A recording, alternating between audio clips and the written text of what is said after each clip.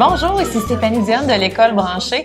J'ai le bonheur d'être au Créacan réalisé en collaboration avec le Centre franco-ontarien et d'être avec Alexandre Audet qui est enseignant de 7e et 8e année à l'École Maurice Lapointe du CEPEO, donc Conseil des écoles publiques de l'Est de l'Ontario. Bonjour Alexandre. Bonjour, je suis content d'être ici avec vous. C'est la première fois que j'ai la chance de vivre un Créacan. Puis en plus, j'étais facilitateur, donc c'était vraiment une belle journée. C'est une belle journée, hein? Mais tu étais ici parce que tu abordais un sujet qui est vraiment intéressant et important, qui préoccupe beaucoup d'enseignants parce que tu as abordé l'évaluation, puis le thème de ton atelier, c'était comme « Ça compte-tu, Monsieur Audet? » Donc, comment toi, tu abordes l'évaluation? Bien, j'ai eu des réalisations depuis quelques années, puis je me suis toujours senti un petit peu mal quand je dois mettre une note sur un travail d'élève, puis j'étais un petit peu tanné de me sentir mal, justement, puis j'avais le goût du risque. Donc, j'ai pris un grand step, puis j'ai décidé d'arrêter de donner des notes à mes élèves parce que je trouvais ça... c'était pas vraiment productif pour personne. Donc, au lieu de ça, je lis leurs travaux, je leur donne la rétroaction. Ils ont toujours la chance de se reprendre, puis ils peuvent retravailler, utiliser la rétroaction qui leur est fournie pour toujours vouloir s'améliorer. Donc, moi, je veux que mes élèves passent d'une mentalité de performance, où est-ce qu'ils veulent juste avoir des bonnes notes, à une mentalité de croissance, où est-ce qu'ils viennent à l'école pas pour avoir des notes, mais pour s'améliorer. C'est ça. Passer de la performance à la progression, finalement, dans leur vraiment apprentissage, puis propre à eux. Mais qu'est-ce qui te rendait vraiment mal par rapport au fait de donner des notes? Bien, je trouvais que il y a des fois qu'il y a des élèves je regardais mes critères, puis il y a des fois que les critères, bien, c'est un petit peu de ma faute, mes critères étaient peut-être pas assez clairs. Donc, je trouvais que ça manquait de transparence, puis que c'était toujours une surprise pour les élèves à la fin. C'est comme, on travaille sur quelque chose, puis on a le résultat, puis oups, c'est une surprise. J'ai une bonne note cette fois-là. J'ai pas une bonne note. Puis l'élève savait pas vraiment à quoi s'attendre. Tandis que lorsqu'on ouvre la conversation, puis qu'on donne des boucles de rétroaction, on est constamment en conversation avec les élèves tout au long du processus.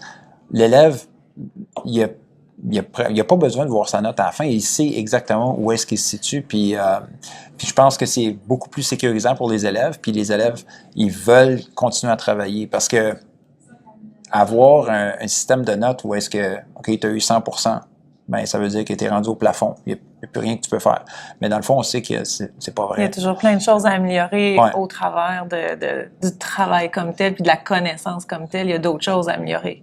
C'est ça. Il y a toujours de la place pour la croissance. Puis c'est vraiment ça que je veux pousser mes élèves à avoir, la mentalité de croissance. Parce que c'est un terme qui a été un petit peu utilisé à toutes les sauces, la mentalité de croissance. Mais comment toi, tu l'as... Bien, je pense qu'il faut les mettre dans un environnement pour qu'ils puissent avoir la chance d'avoir cette mentalité-là. Parce que si on les garde, on stéréotype, admettons, on les garde en rang d'oignon, puis on a un enseignement magistral, puis on écrit des notes de cours, puis l'élève nous écoute parler pendant 60 minutes, puis il doit régurgiter les notes de cours à l'examen, puis après ça, on lui demande d'avoir une mentalité de croissance. Ça ne va pas arriver. Donc, il faut le mettre dans un environnement où est-ce que cette mentalité va pouvoir se développer. Elle a une place, elle est significative, puis en même temps, c'est de voir son potentiel dans son évolution. OK?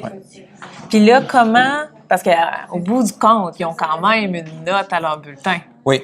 Ils ont quand même une note. Oui. Mais ta façon j'ai envie de dire, d'arriver à cette note-là, elle a changé par beaucoup plus de rétroaction. Oui. Puis quoi d'autre? Qu'est-ce qui a évolué pour toi en classe? La triangulation avec les conversations que j'ai avec les élèves, les observations quand je les regarde travailler, puis les productions, les choses qu'ils font. La production, c'est pas seulement le produit final. Des fois, ça peut être seulement le processus que je vais évaluer. Donc, c'est vraiment de ramasser le plus de données possible pour avoir le portrait le plus global possible de l'élève. Pour qu'à la fin, moi, ce que je demande à mes élèves, c'est de me remettre leur portfolio de fin de semestre. Et là, ils doivent me prouver leur croissance. Au lieu que ce soit moi qui essaie de deviner puis de déceler à travers les travaux, je leur demande de me le prouver. Donne-moi les preuves de tes améliorations. Donc, comment tu l'as mis en action, c'est ça, les preuves. Exactement. Donc, ça peut être quoi comme preuve? Bien, ça peut être aussi simple que de corriger des choses dans un texte parce que moi, j'enseigne les langues. Donc, je leur disais, dans ton texte, tu mets en vert ce que tu as rajouté, tu mets en rouge ce que tu as effacé. OK.